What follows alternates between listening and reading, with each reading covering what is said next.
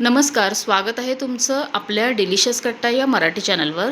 आज आपण डोसा करणार आहोत।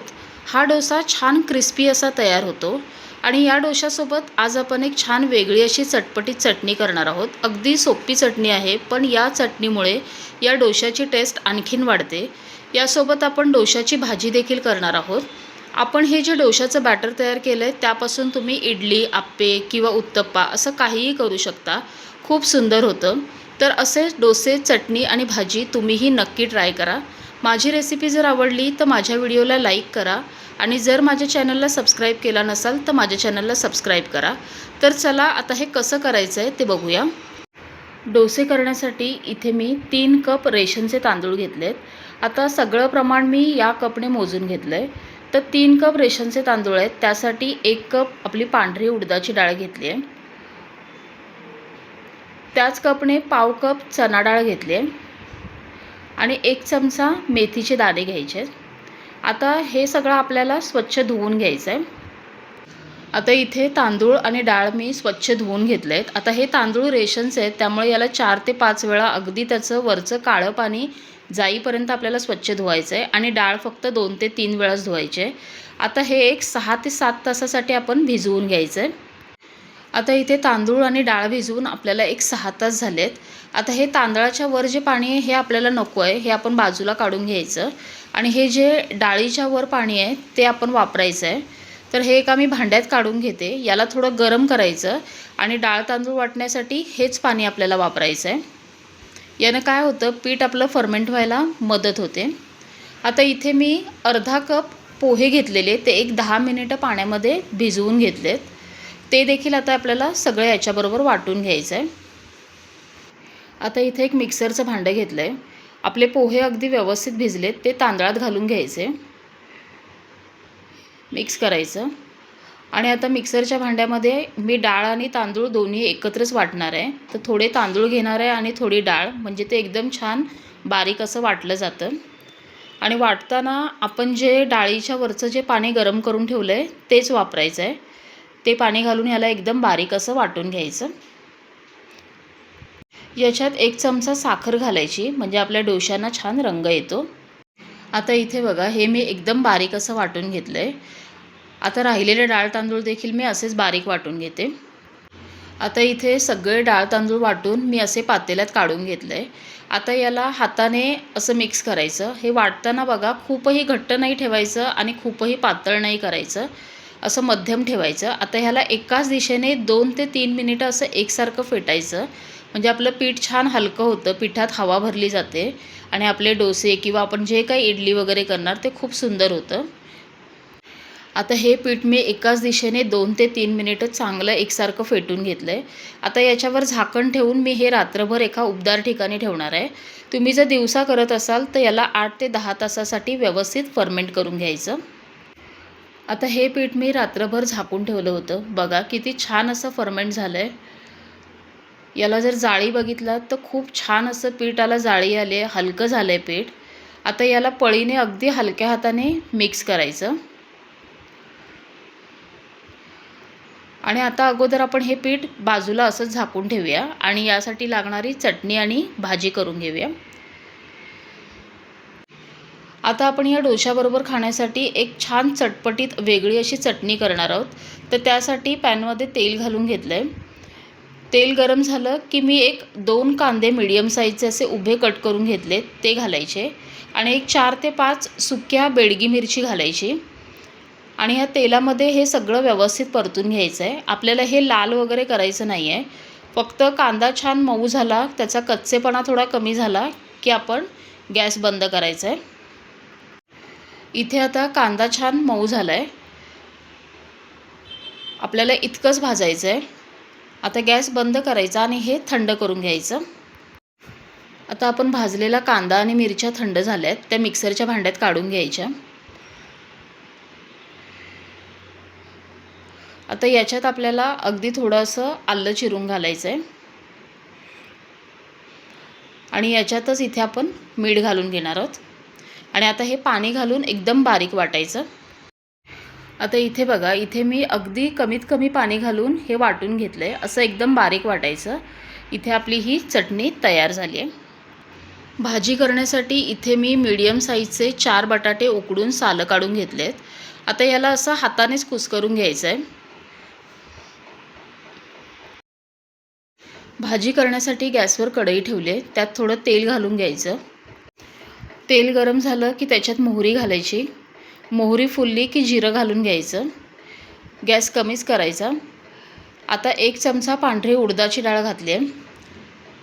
आता मी 1 मोठा कांदा उभा चिरून घेतलेला, 2 हिरव्या मिरच्या आणि कढीपत्ता घालून घ्यायचा.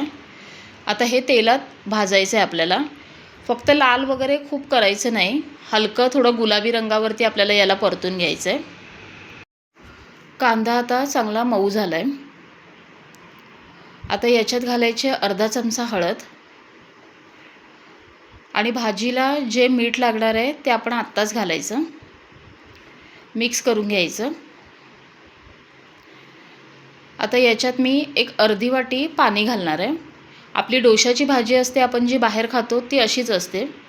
याच्यात अर्धी वाटी पाणी घालायचं.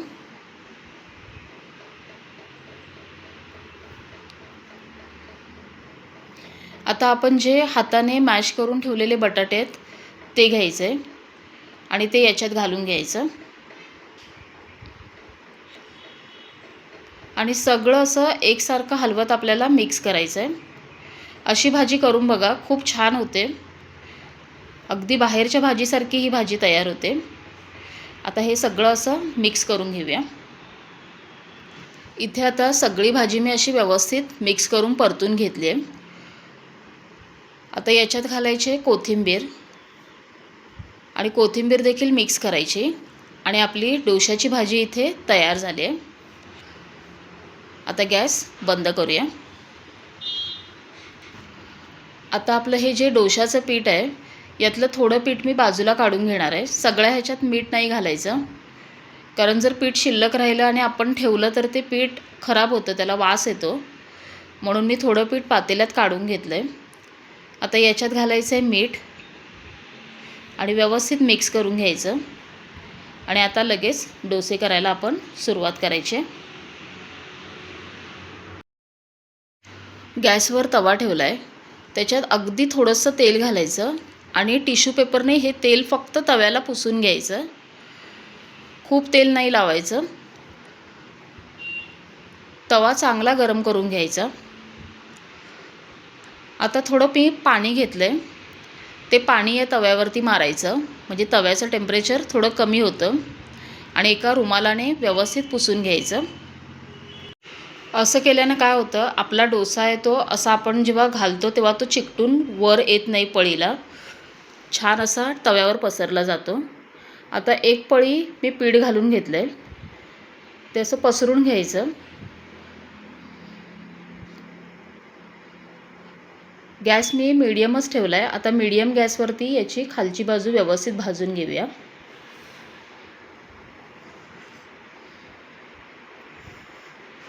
आता डोशाची वरची बाजू कोरडी झाली आहे. बघा किती छान अशी जाळी आली आहे. आता तुम्हाला जर तूप आवडत असेल, बटर आवडत असेल किंवा तेल, तुम्हाला जे काही आवडत असेल ते याला वरून थोडं लावून घ्यायचं.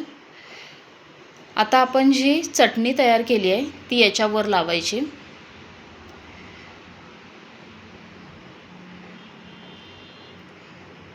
सगळीकडे व्यवस्थित पसरून घ्यायची.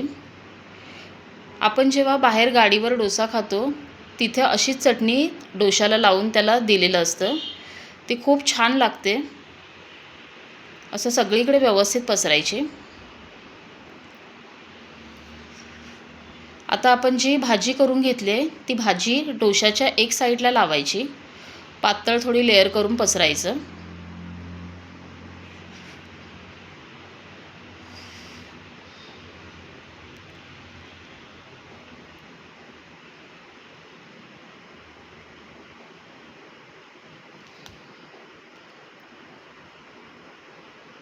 अशी व्यवस्थित भाजी पसरून घ्यायची.